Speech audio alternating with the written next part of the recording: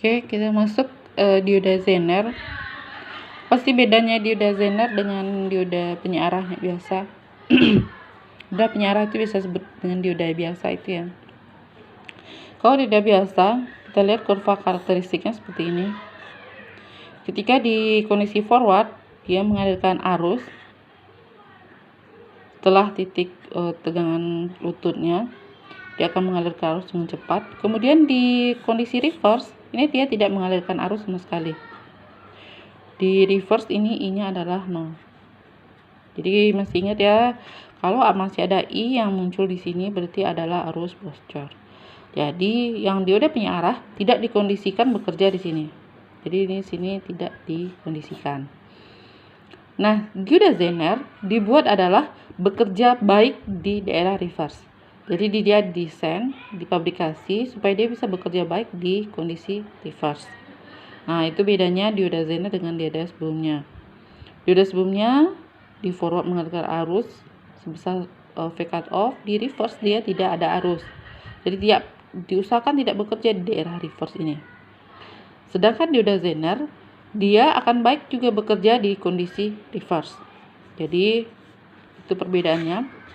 Jadi di sini dia baik juga atau bekerja pada saat reverse.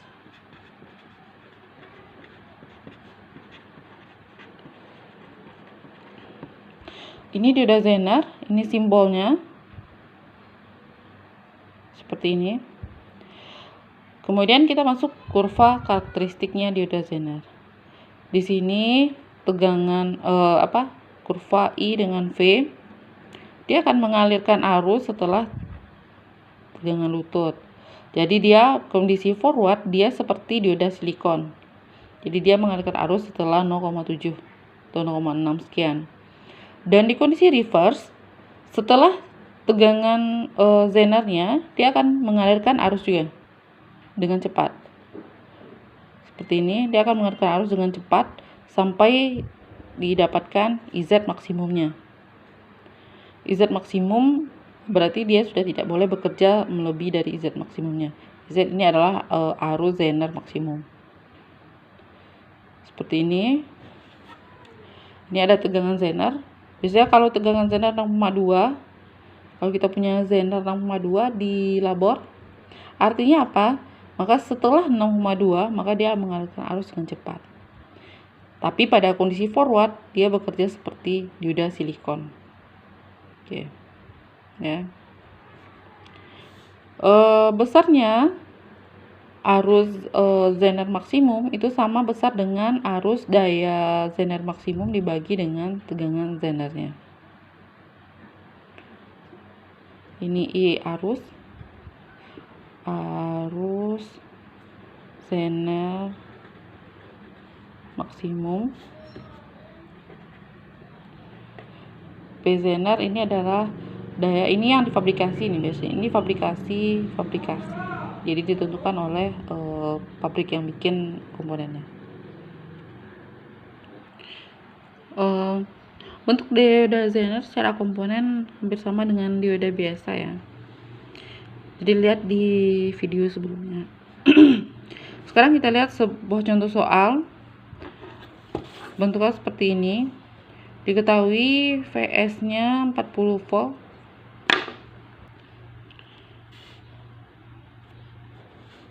Ini gambaran kayak Zenernya. Diketahui tegangan Zener 15 volt dan batas kemampuan dayanya adalah 0,5 watt.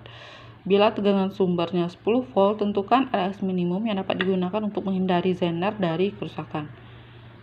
Jadi yang misalnya adalah R. Berarti R kita dapatkan dari nanti V per I ya. Per I. Sekarang kita perhatikan di sini. Ini pemasangan Zener seperti ini ya, supaya Zener berfungsi sebagai dioda Zener. Kalau dia dalam kondisi forward, ini kan kayak ini nih.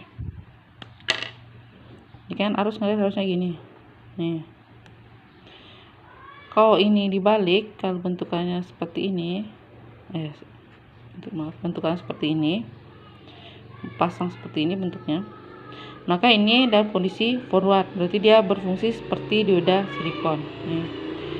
Kalau dia seperti ini, berarti dia kondisi bekerja dalam kondisi reverse, sehingga dia ini ke sini arahnya, sedangkan dia adalah positif di sini, negatifnya di sini.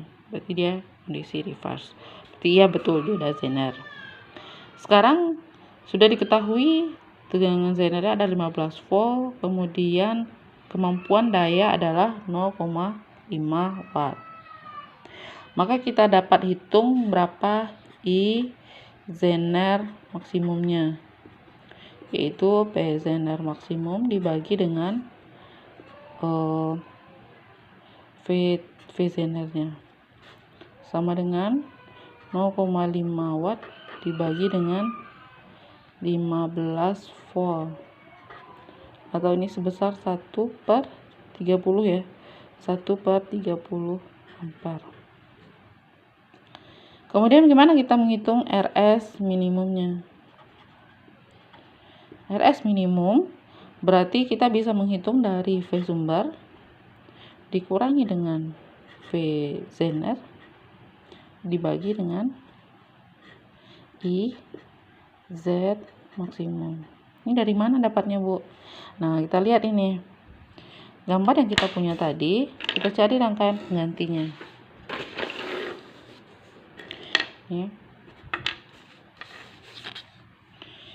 Kita temukan rangkaian pengganti ini.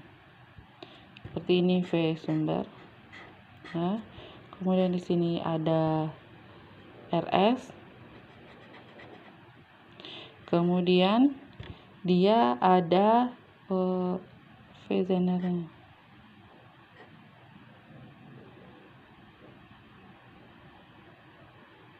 Nih. Seperti ini. Terus sebentar. Kita ganti dulu.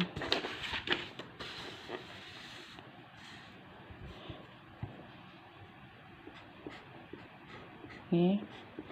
Ini ada RS, VS. Kemudian dia dalam kondisi terbalik ya, berarti sini. Nah, jadi Zener itu dioda Zener kita ganti, dia akan menjadi seperti tegangan seperti ini. Positif. Nah, boleh kalau banyak negatif positif. Negatif positif. Ini adalah V Zener. Jadi kalau Ibu terpasang seperti ini, ini. Sehingga ini positif dulu. Saudara sudah dapat ya cara menghitung pakai loop. Berarti Ibu ambil sini min pos min VS ditambah RS dikali IZ, harus yang di Zenernya ditambah dengan, karena ini ketemu dulu positif, ditambah dengan VZ sama dengan 0. Harus tegangan pada satu loop tertutup nilainya adalah 0.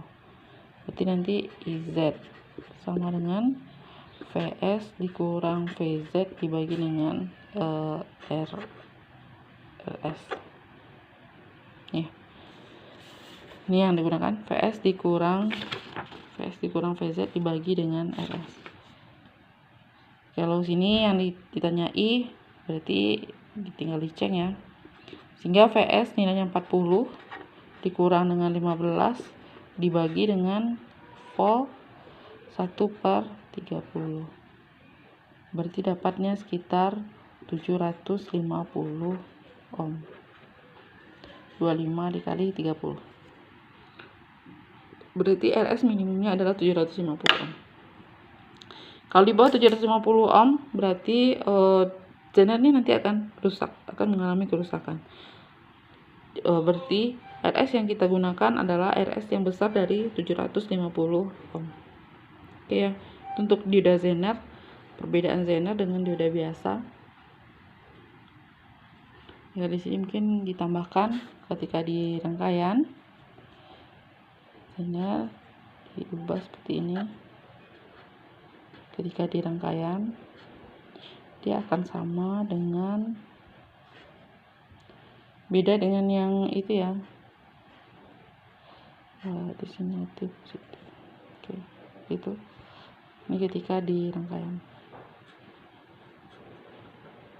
Ketika di rangkaian.